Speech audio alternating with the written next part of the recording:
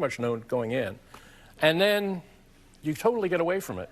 And look, I don't want to hear, Jalen Hurts' final numbers are, because all the stuff in the fourth quarter is garbage, okay? It's garbage numbers. Speak French, I did not know. Yes, you like that. I mean, it means nothing. I mean, it was finals. The game was over at 30-7.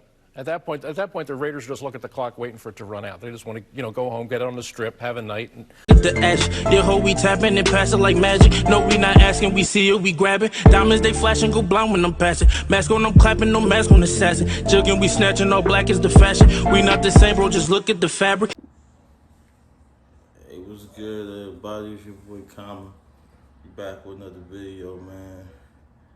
Hey, man, real quick, right? So today for a lot of teams is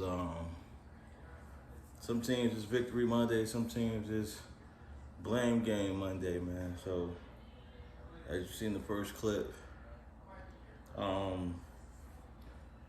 empty calories, right? I titled this video Empty Calories because I spoke about it a little bit in my last video concerning Jalen Hurts, and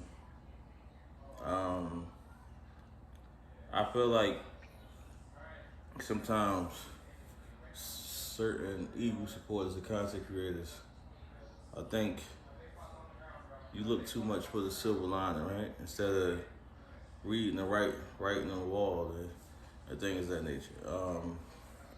When I speak on what I speak on with Jalen Hurts is I'm not disputing where Nick Sirianni has any blame whatsoever. You know what I'm saying? But I hear people speaking on, well, he had this amount of many 300-point yard games. This and that. Yes, but the games are well in hand. Now I'm playing the clip where I can't think his name. I think his last name Acho. He's going to run down the scores of the recent games, but when you listen to some people talk, you would think, okay, they were in the game, or the game is better than what it is, or he did good because they like just his last game. You down 30-7, then you guys proceeded to when basically they just waiting on the clock to run out. You put together a couple of drives to make the score look a little bit more interesting than what it was, but the reality of the situation wasn't the case concerning the game. You know what I'm saying? And I think everybody who's seen the game knows that. So I would say the most alarming thing, like, we're not absolving Nick Sirianni, right? He deserves the blunt of the blame because he'll get the blunt of the praise if y'all had success, as well as Jalen Hurts. But the thing that's alarming to me about Jalen Hurts is I don't see an area of his game where from week to week I feel like he improves. I don't see that his accuracy is improved from week to week. I don't see his pocket presence improve from week to week. And I don't see his anticipation throws improve from week to week. I just feel like, to me, that's alarming. Like, I still see the same thing from week one.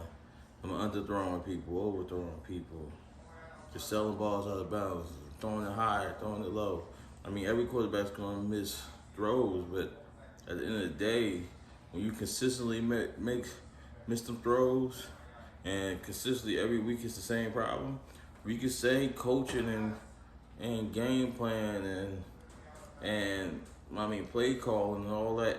Yeah, we can say all that, but Nick Sirianni is not responsible for you underthrowing a wide open Quez Watkins or Devontae Smith, or underthrowing the ball and making them stop to come back. Like, that's not and I hate the Eagles. There's plenty of games where there's plays left out there that if these plays are executed, you guys might be in different situations of the game.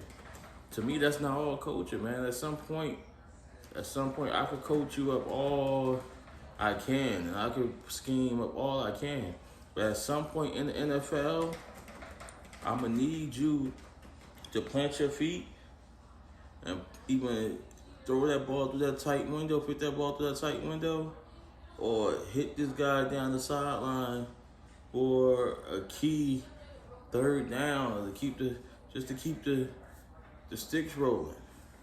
That's part of being in the NFL. You have to make NFL throws, and when it comes to Jalen Hurts, I've just never seen that. And it has nothing to do with him being an Eagle, because I've been saying that since Alabama. So, I mean, but that's just my take on it. Y'all let me know what y'all think of it. I'll remember, like and subscribe. It's your boy Common. Salute, we out. Sirianni said, quote, "We weren't good enough, and that starts with me." You think? So, Acho, you blame Nick Sirianni or Jalen Hurts for the Eagles' struggle? So I blame Nick Sirianni, and I got so much blame for Nick Sirianni that I'm not even going to get to Jalen Hurts for a moment. The first time we met Nick Sirianni, he was stumbling through a presser, and we hadn't even played a game of football yet. Now, we offered Nick Sirianni grace for that. We offered him some grace for stumbling through that presser, but it hasn't gotten worse. It hasn't gotten better. It's just gotten worse, rather. The last 6 games, the Eagles have been down 30-7, 28-7, 15-6, 28-18, 27-7, and 17-3. If that's not bad enough, the Eagles lead the NFL in penalties with 58. That's on the coach. If that's not bad enough, Miles Sanders, who his first 2 years in the NFL went over 1,000 yards from scrimmage, including his rookie year when he went over 1,300 yards, Miles Sanders